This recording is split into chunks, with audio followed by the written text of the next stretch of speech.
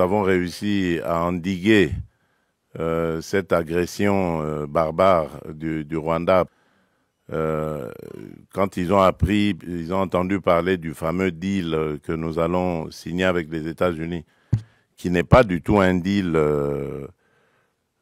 qui consisterait à brader les minerais de la République, mais ils se sont vraiment déployés comme jamais, comme ils ne le font pas quand il y a des causes à défendre au pays. Mais pour ça, ils se sont vraiment déployés, tous, toutes catégories confondues, politiciens, religieux, société civile, tout ce que vous voulez, pour essayer d'empêcher, dissuader les Américains à faire ce deal avec nous. Donc pour laisser les Congolais dans la souffrance, ce que ça veut dire.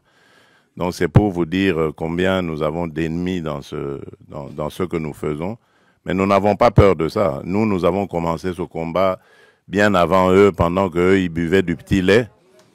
Voilà. Nous étions déjà au combat. Nous connaissons ce que c'est, se mesurer à des puissances, à des gens qui se croient puissants. Nous sommes habitués à ça et ça ne va pas nous décourager. Alors, tout ce que je peux vous dire, c'est par rapport à ce qui s'est passé hier.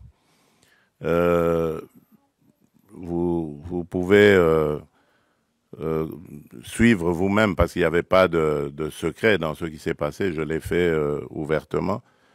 J'ai tendu la main à celui qui représente évidemment les forces qui agressent la République démocratique du Congo pour prendre à témoin le monde entier. Parce que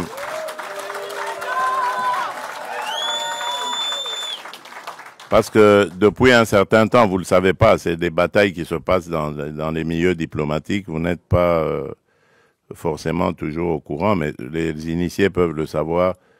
Depuis un certain temps, on nous faisait passer, nous les victimes, comme étant des va-t-en-guerre, alors que c'est nous qui sommes agressés et que nous avions, en tant que victimes, le droit de nous défendre. Eh bien, mais dans ce droit que nous exercions de nous défendre, on commençait à vouloir nous présenter comme des gens qui ne voulaient pas la paix, qui voulaient la guerre.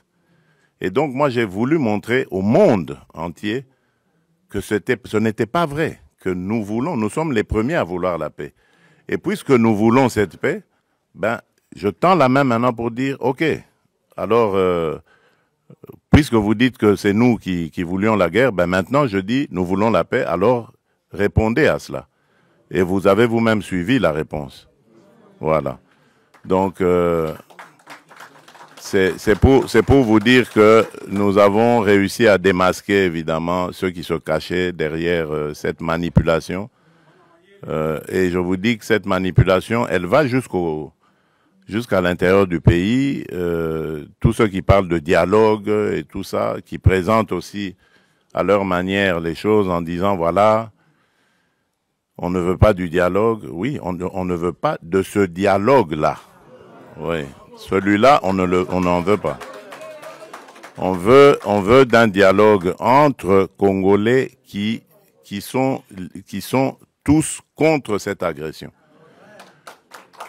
La seule chose que je demande à ces gens qui veulent le dialogue, c'est d'abord de condamner l'agresseur, de le nommer clairement et de le condamner. Et là, alors, on va dire, ce sont des patriotes qui peuvent se mettre à nos côtés pour parler dialogue. On ne parle pas dialogue avec des émissaires des agresseurs, qui d'ailleurs, quand ils arrivent à la table des discussions, parlent que d'intérêts des agresseurs. Ils ne parlent pas d'intérêts des intérêts des Congolais.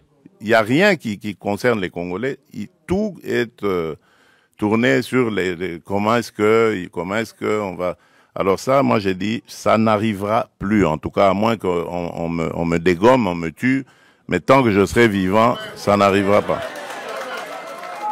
Ça n'arrivera pas parce que c'est à cause de ça que nous sommes toujours dans nos problèmes ici.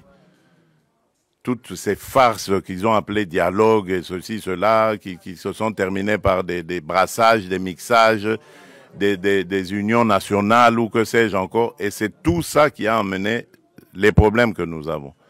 Et donc moi j'ai dit plus jamais. Donc je veux bien qu'on discute des problèmes du pays, parce que comme dans tous les autres pays, notre pays aussi a des problèmes, on peut en discuter, mais ça ne veut pas dire qu'il faut se terminer, ça doit se terminer par des brassages, des mixages.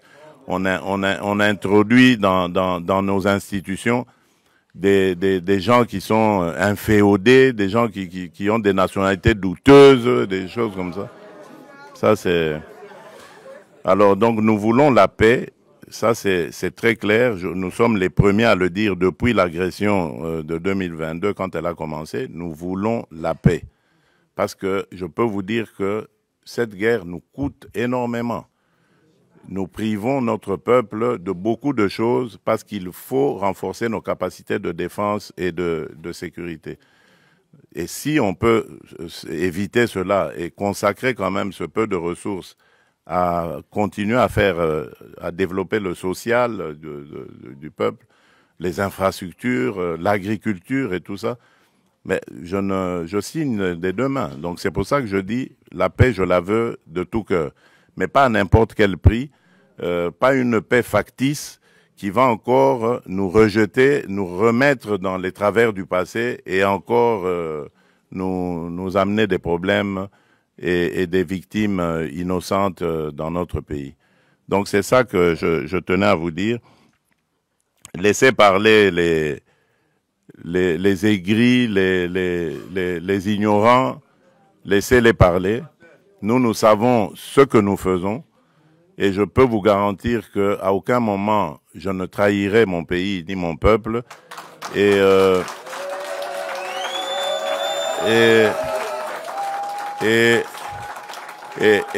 surtout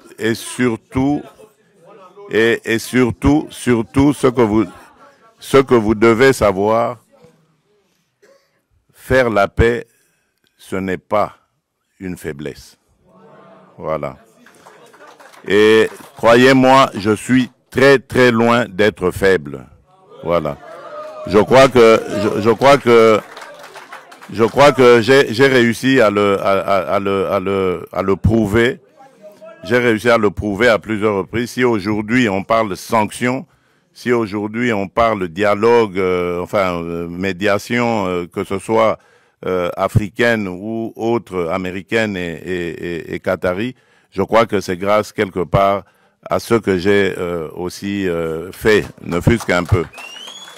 Donc ce n'est pas du tout une faiblesse, au contraire, c'est une noblesse de savoir faire la paix des braves. Je l'ai proposé, j'attends la réponse, je sais que ça a troublé, je ne tiens pas compte de ce qui est sorti, je sais qu'ils vont réfléchir et ils vont me faire une offre et c'est ce que j'attends.